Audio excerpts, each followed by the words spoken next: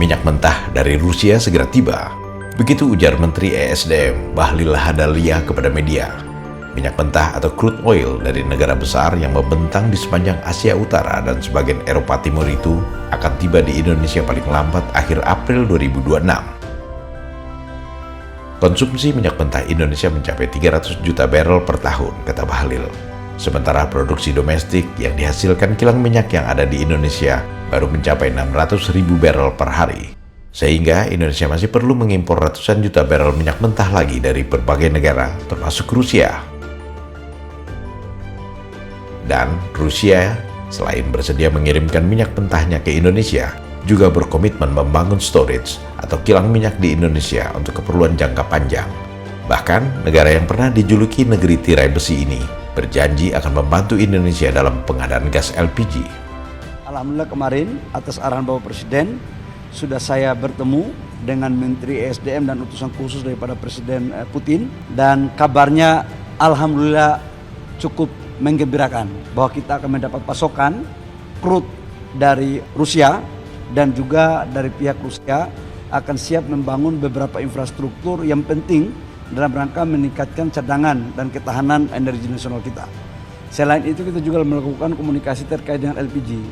Kita tahu bahwa LPG kita kurang lebih sekitar 7 juta ton setiap tahun kita impor, dan sekarang kita lakukan diversifikasi dan insya Allah kita juga akan mendapat support.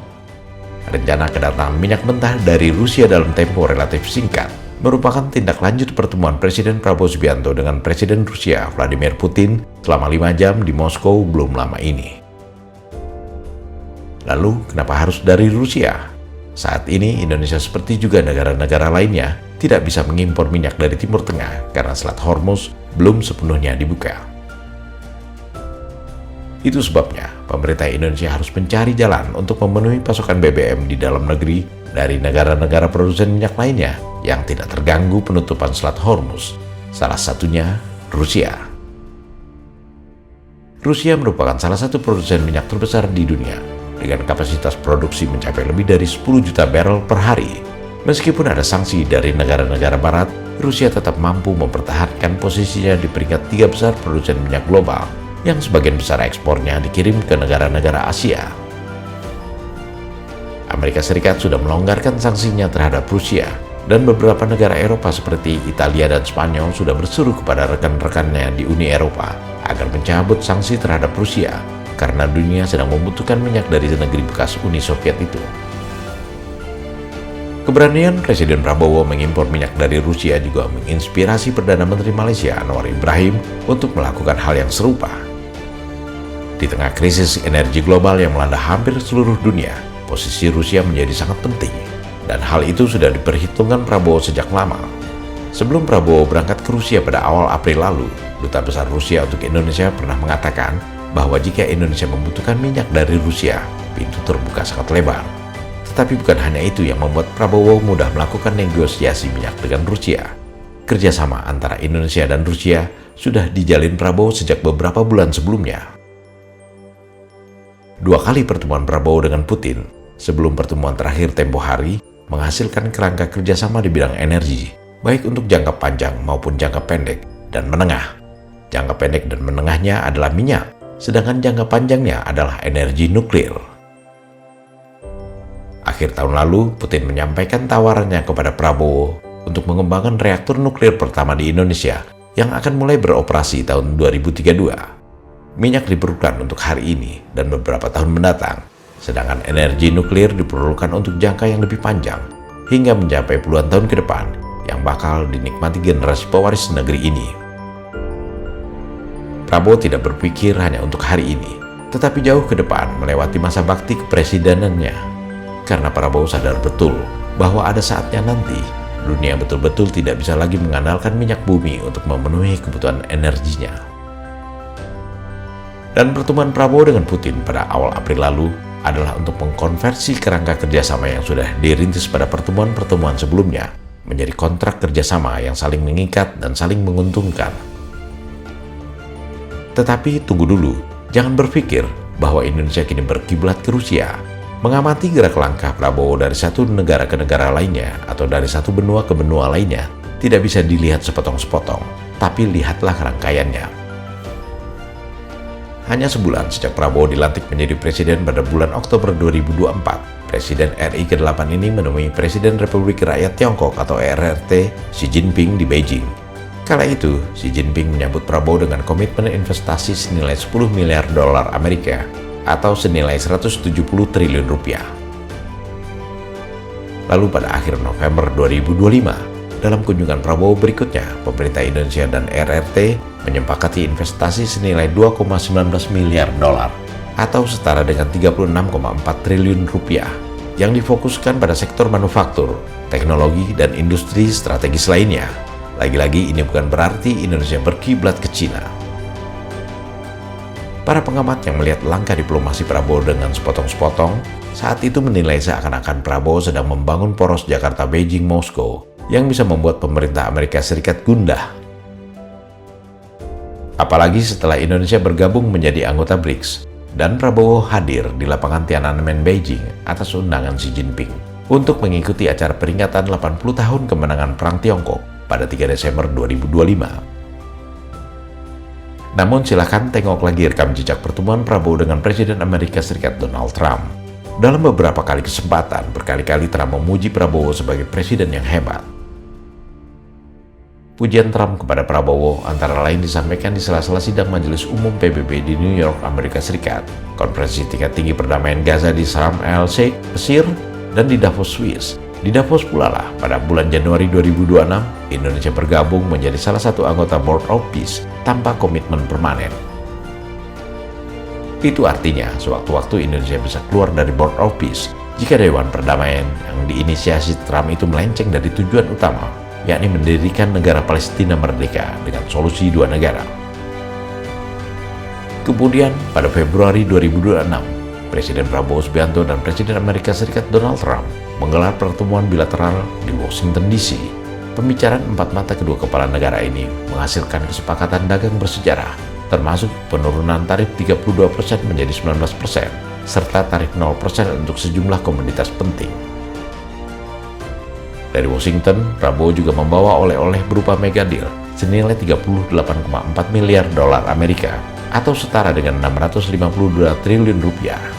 Di samping itu, pemerintah Indonesia dan Amerika Serikat juga menandatangani 11 nota kesepahaman atau MOU di bidang bisnis dan industri strategis. Kesepakatan bisnis dan investasi juga dibawa Prabowo sebagai hasil kunjungannya ke Eropa, khususnya Inggris dan Prancis. Dari Inggris pada pertengahan Januari 2026, Prabowo membawa oleh-oleh berupa investasi senilai 4 miliar pound sterling atau setara dengan 91 triliun rupiah. Dengan investasi yang difokuskan pada sektor maritim, termasuk pembangunan 1.582 kapal ikan yang diproyeksikan menyerap lebih dari 500.000 tenaga kerja. Di Amerika Serikat dan Inggris, Prabowo menggelar pertemuan dengan sejumlah pengusaha besar multinasional yang membuat para pengusaha itu berkomitmen untuk meningkatkan investasinya di Indonesia. Jaminan yang diberikan Prabowo membuat para pengusaha semakin yakin bahwa Indonesia adalah negara yang memiliki investment grade atau layak investasi. Setengah tahun sebelumnya, pada bulan Juli 2025, Presiden Prabowo juga berhasil mencapai terobosan penting dengan negara-negara Uni Eropa di Belgia, berupa kesepakatan politik dan ekonomi yang diberi nama Indonesian European Union Comprehensive Economic Partnership Agreement atau Perjanjian Kerjasama Ekonomi Komprehensif Indonesia-Uni Eropa. Kesepakatan dengan Uni Eropa itu baru berhasil dituntaskan pemerintahan Presiden Prabowo Subianto setelah pemerintahan sebelumnya bernegosiasi selama 10 tahun dan tak kunjung menemukan titik terang. Perjanjian ini menandai era baru perdagangan bebas antara Indonesia dan Uni Eropa, menghapus hampir seluruh tarif dagang, serta memperkuat kemitraan strategis di bidang ekonomi, teknologi, pertahanan, dan kemudahan visa. Lalu kemana lagi Prabowo bertandang? Di tengah kemelut global akibat perang berlarut di Timur Tengah, Prabowo berkunjung ke Jepang dan Korea Selatan antara akhir Maret dan awal April 2026. Dari kedua negara maju di kawasan Asia Timur itu, Prabowo pulang dengan oleh-oleh berupa investasi dan kesepakatan bisnis jumbo senilai 33,89 miliar dolar Amerika atau setara dengan 575 triliun rupiah dengan rincian $23,63 miliar Amerika atau sekitar 401,7 triliun rupiah dari Jepang dan 10,26 miliar Amerika atau setara dengan 174 triliun rupiah dari Korea Selatan. Sebuah fenomena yang cukup mencengangkan sebenarnya. Di tengah kondisi geopolitik dan ekonomi global yang centang perenang alias halai balai akibat perang berkepanjangan antara Iran melawan Amerika Serikat dan Israel, para pengusaha Jepang dan Korea Selatan serta pemerintahannya masing-masing ternyata tetap percaya pada Indonesia. Jika kita jahit jalinan lawatan Prabowo ke berbagai negara di berbagai benua selama hampir 2 tahun usia pemerintahannya, kita akan melihat benang merah yang saling terhubung. Benang merah yang menunjukkan bahwa Indonesia tidak berpihak atau berkiblat ke blok kekuatan dunia manapun, tetapi bisa bekerja sama dengan siapapun dengan prinsip saling menguntungkan. Kunjungan Prabowo ke salah satu belahan dunia akan diamati oleh negara-negara di belahan dunia lainnya, dan mereka tidak bisa menebak ke arah mana Prabowo bakal melangkah selanjutnya. Langkah-langkah diplomasi Prabowo tidak hanya sekedar mempertegas prinsip politik luar negeri bebas aktif dan non-blok, tetapi juga membuat Indonesia berperan sangat strategis sebagai penjaga stabilitas dunia. Langkah-langkah Prabowo di kancah global sejak dirinya dilantik menjadi Presiden Republik Indonesia merupakan gerak langkah yang tidak pernah dilakukan presiden-presiden sebelumnya, terutama para presiden sejak awal era reformasi. Perjalanan Prabowo ke berbagai negara yang berlainan blok dalam jangka waktu yang tidak berjauhan seakan-akan memberi sinyal ke seluruh dunia bahwa Indonesia adalah negara yang tidak bisa didikte oleh kekuatan dunia manapun, tetapi selalu siap bekerja sama dengan pihak manapun, serta siap berpartisipasi ikut dalam berbagai upaya perdamaian dunia. Prabowo telah berhasil merangkul 7 kekuatan ekonomi dan politik dunia, yakni Amerika Serikat, Rusia, Uni Eropa, Republik Rakyat Tiongkok, Jepang, Korea, dan Timur Tengah. Di Timur Tengah, Prabowo memiliki ikatan persahabatan yang cukup unik dengan para kepala negara dan kepala pemerintahan di kawasan tersebut, sehingga kerjasama bilateral dengan pemerintahan di negara-negara Timur Tengah dengan mudahnya mencapai kesepakatan. Dengan Arab Saudi misalnya, Prabowo merupakan satu-satunya kepala negara di dunia yang mampu meyakinkan Perdana Menteri dan putra mahkota Arab Saudi, Pangeran Mohammed bin Salman bin Abdul Aziz Al Saud, agar menyediakan lahan untuk membangun Kampung Haji Indonesia. Kampung Haji Indonesia itu sudah mulai dibangun di lokasi yang berdekatan dengan Masjidil Haram di kota suci Mekah Al-Mukarramah, guna menampung jemaah haji Indonesia yang selalu meningkat jumlahnya dari tahun ke tahun. Lalu dengan Raja Yordania, King Abdullah II bin Al-Hussein, Prabowo telah menjalin persahabatan secara personal sejak keduanya mengikuti pendidikan militer di Fort Benning, Amerika Serikat pada tahun 1981. Dunia mengakui dan mengagumi peran Prabowo di kancah global. Tapi di tanah air sendiri, banyak yang menilai perjalanan Prabowo ke mancanegara tidak bermanfaat bagi kepentingan nasional. Ketika banyak orang berkomentar sinis bahwa perjalanan Prabowo ke luar negeri hanya untuk bersenang-senang, terutama saat dunia sedang dilanda krisis energi, Prabowo menanggapinya dengan kalimat yang sangat sederhana. Dibilang Prabowo jalan-jalan ke luar negeri, senang jalan-jalan ke luar negeri, ya kan? Saudara-saudara, untuk amankan minyak, ya gue harus kemana-mana. Kita ke Jepang kemarin ya, kita ke Jepang, kita dapat, ini saya berangkat lagi nih, aku mau berangkat lagi nih ke sebuah negara. Nanti begitu aku berangkat, kau tahu kemana. Beberapa hari kemudian Prabowo berangkat ke Rusia. Hasilnya yaitu tadi, bahwa pasokan minyak mentah dari Rusia akan segera tiba di Indonesia untuk melengkapi kebutuhan BBM di dalam negeri. Tujuannya tak lain agar persediaan BBM yang menjadi kebutuhan masyarakat banyak tetap tercukupi, sehingga pemerintah pun tak perlu menaikkan harga BBM subsidi yang akan semakin menyulitkan rakyat. Meskipun banyak negara lainnya menggap-menggap karena kekurangan pasokan BBM.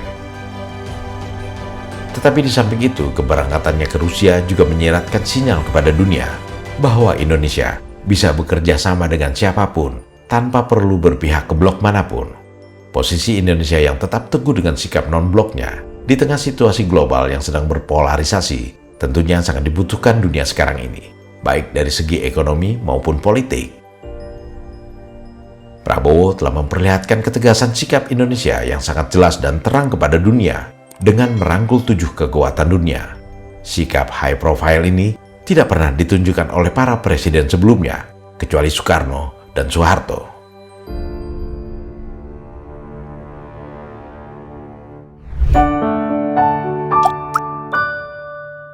Men of our time.